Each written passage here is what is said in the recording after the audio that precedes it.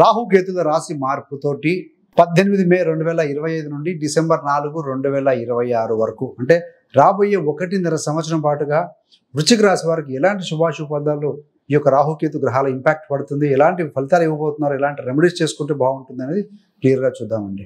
18 సంవత్సరాల తర్వాత ఈ యొక్క రాహుకేతులు రాశులు మారుతున్నారండి. 18 years తర్వాత మీనాన్ని వదిలి కుంభరాశిలోకి రాహు వస్తుంటే కేతు కన్యా రాశిని వదిలి సింహరాశిలో స్థితి పొందుతున్నారు. రాహుకేతు మరి గ్రహాల కాదండి, సో ఛాయాగ్రహాలు. శనివత్ రాహు, కుజవత్ కేతు. శని రాహులాగా యాక్ట్ చేస్తాడు, కుజుడిలాగా కేతు యాక్ట్ చేస్తూ ఉంటాడు. మరి రాహుకి కేతుకి ఈ యొక్క రాశులు కంఫర్ట్ అంటే శని రాశిలో మూల త్రికోణ రాశి అయినటువంటి యొక్క కుంభరాశిలో రాహు కంఫర్ట్ గా ఉంటాడండి. బట్ వేరాజ్ కేతుకి అది శత్రుశానం అవుతుంది, అన్కంఫర్టబుల్ ప్లేసే ఈ యొక్క సింహరాశి.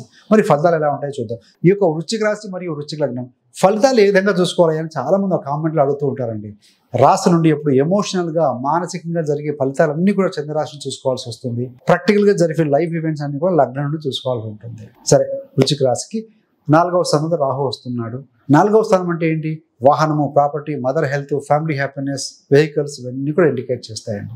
మంచి వాహన సౌఖ్యం, గృహ సౌఖ్యం, ఇంట్లో రిపేర్ చేసుకొని ఇంటీరియర్ సుందరీకరణ చేసుకోవడం, ఇంటీరియర్ డిజైన్ పెంచుకోవడం ఇవన్నీ కూడా జరుగుతాయి. కానీ రాహు 4వ స్థానంలో ఉన్నప్పుడు మానసిక ఆందోళన, భయం కూడా కొన్నిసార్లు డౌట్ఫుల్నెస్ ఇస్తాడు, కానీ కంఫర్ట్స్ అయితే ఇస్తారు. సో చెడు తక్కువగానే ఉంటుంది. ఎందుకు? రాహువు శని ఇంట ఉన్నాడు మిథున స్థానంలో. అదేవిధంగా గురుడు ఈ యొక్క వృశ్చిక రాశి మరియు వృశ్చిక లగ్నం వారికి పర్వయోగకారకుడు గురుడు అష్టమ స్థానం నుంచి 4వ స్థానాన్ని చూస్తూ ఉన్నారు. కాబట్టి సడన్ గా వెల్త్ కావచ్చు, సడన్ గా వెహికల్స్, వాహన సౌఖ్యం కావచ్చు, ఇలాంటివి ఇస్తూ ఉంటారండి. కాబట్టి సడన్ థింగ్స్ అన్ని కూడా అష్టమ స్థానంలో ఉంటాయి.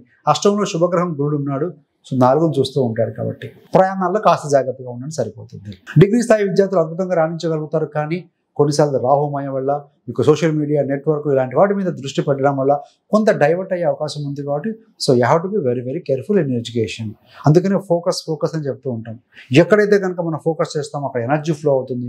ఎక్కడ ఎనర్జీ ఫ్లో అవుతుందో అక్కడ రిజల్ట్ అనేది 100% వస్తుందండి. శతభిష నక్షత్రం కూడా ఇక కుంభరాశిలో ఉంటుందండి. అధిపతి రాహువే అవుతాడు. కాబట్టి డాక్టర్స్ రాణించడం కావచ్చు, కొత్త ఇన్వెంట్ చేయడము, ఇంజనీరింగ్ స్టూడెంట్స్ అయితే కనుక వారి యొక్క టెక్నాలజీ తోటి తక్కువ సమయంతోనే ఎక్కువ ఫలితం తీసుకోవడం, ఎక్కువ అవుట్పుట్ తీసుకోవడం, ఇలాంటివన్నీ కూడా ఏఐ టెక్నాలజీ, సో ఇలాంటివి కూడా బాగా వాడుకుంటారు అని చెప్పవచ్చు. మరి గురుగ్రహ దృష్టి 4వ స్థానంలో రాహు మీద పడితే రాహు దృష్టి కూడా 8వ స్థానం మీద పడుతూ ఉంటుంది.